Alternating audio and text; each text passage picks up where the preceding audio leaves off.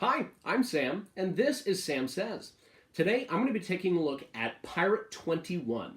Pirate 21 is a 2 to 6 player game published by Indie Boards and Cards and can typically be played in about 15 to 25 minutes.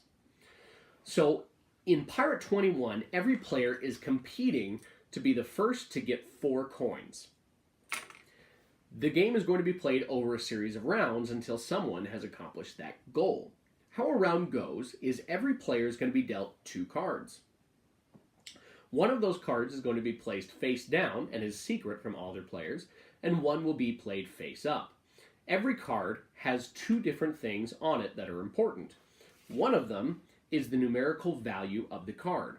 As specified in the name, every player is going to try to get to as close to 21 as possible without getting over in each given round. In addition, there are different characters. We are on the high seas with the pirates, so there are a lot of different things you can do. This one is a pirate thematic. This one happens to be a gunner, but every character has unique ability. On your turn, you can do one of a few different things. You can choose to draw a card from the top of the deck. You draw the card and you place it face up in front of you. And that's it. That's your turn. Another thing you can do is you can use the ability on any one of your cards. Now this is cool because I say any one of your cards. So there are multiple different characters in the game, and each character has several different cards. Most of them are going to have 6, but they all have different values on them. So let's say these are my 2 cards. I have a gunner and a pirate, and my gunner is face down, but I really want to use the gunner's ability. So I can do that, even though no one sees what I have. It gives them a small piece of information so they know that this is going to be one of 3 different numbers because the gunner only has 3 numbers on them. As the round goes, though, more information is going to be revealed from every player in drawing cards from the deck, so it's going to limit it down to what I have here. Now, this is where it gets into kind of what I would say a love letter-esque way, in that the pirate itself can attack an opponent, and it would act similar to a guard would, where I can say, hey, I think you have a 4. And if you had a 4, then I knock you out of the round and I immediately gain a coin. So that's kind of cool, is that I can use the ability of my face down card. I just have to announce it, and there's no lying in the game. So people don't know the numerical value, but they do know what it is, and it limits the options of what I could have. Now, all of that becomes important because you are trying to get as close to 21 as possible without going over, but you want to make sure that you are the top and not someone else. So you always want to be watching other people to see, okay, where do I think that they are in relation to 21? And am I higher or not? That brings me to the next thing you can do on your turn, is you can knock. By knocking, you are ending the round. So you are signifying that this will be everybody's last turn. It's going to go around the board and everyone will get one last turn, including yourself. So you will take the last turn.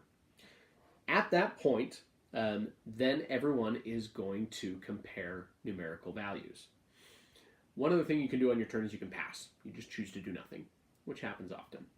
But after everyone is comparing values, whoever has the closest to 21 without going over gets a coin. Now, if you are the person who knocked, and you are the only one who is closest to 21, so there's not a tie, like let's say 2 players at 20, in that case, both players would get a coin. But if you knocked, and you are the only one who's closest to 21, then you will actually get an extra coin. So you'll get 2 coins for ending the round and having the highest score. And that's basically it. There's a lot of cool player interactions that can be done with the different abilities, and kind of reading other players and trying to decipher, okay, what are you doing? What do you have in your face down card? How close are you? Because you can start playing mind games with people and, oh, I'm going to pass and not do anything. Even though you're nowhere near 21, you could make them think that you have an 8, sitting in your face down card, when in reality you have a 2. And it could force them to prematurely knock or, do something else. But it's really fun to go through and see how people act.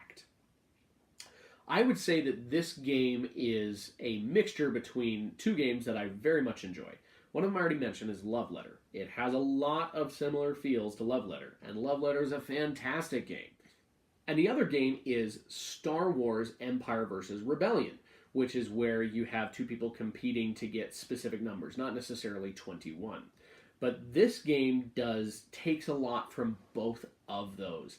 And it makes them into a very, very fun game that gives a unique experience. I don't think it's close enough to necessarily be compared side by side with either of those, but it takes some of the best aspects of both of those and puts it into one game and really makes for just a fun experience. I had a blast with this game. I played with non-gamers, I played with gamers, and everybody I had was able to pick up on it after one round. We were able to play a full game, and almost every time that I played, everybody wanted to play again. It was like, oh yeah, no, let's totally get that out again. This is something that I will bring to game nights for, we have 15 minutes before, a big game is going to happen, or we're going to do something, or end of the night. And this is a really good one to pull out, and people are going to have a blast with it. I very much enjoyed Pirate 21. So let me get down to it. What worked? What didn't work? As far as what didn't work goes, not a whole lot. This game does a lot of things very well. It takes some familiar concepts that gamers are familiar with in other games and marries them together and makes it a fun experience. I will say one of the things that I would have changed if possible is the font on the numerical values. It makes the 5 and the 3 very similar. So if you are briefly looking at your cards at the beginning of the round and you have a 5 and a 3 or something similar, it's easy to maybe just glance at it and not realize what it is, or especially if it's someone else's on the other side of the table. You're like, oh, that's a 5? I thought it was a 3. Not a big deal. But just something I probably would have done was change the font because the 5 and the 3 look very similar. But what worked? What worked in this game is almost all of it. The player interaction was really fun, always looking around and deciding, I'm going to use the pirate on you. Or if you have the princess, her ability is actually you cancel the pirate's attack and then you steal a coin from them. So that's really fun. If you're dealt a princess at the very beginning, you can make it your face down card. And if someone tries to pirate you and knock you out of the round, you can steal one of their coins. It just makes for a lot of fun interactions during the gameplay. It's simple, it's engaging, it's fast. Pirate 21 just does a lot of things very well, and I highly recommend it. If you can pick this up anywhere, do it. It's worth it and will be able to be played with pretty much any group that I can think of. But that's it. That is Pirate 21 by Indie Boards and Cards. Thank you so much for watching today. If you have a game that you would like for me to review, please let me know in the comments. And if you would, I'd love for you to subscribe. In addition, you can check me out on Instagram, Facebook, and YouTube. I'm Sam. This was Sam Says, and I hope you have a wonderful rest of your day.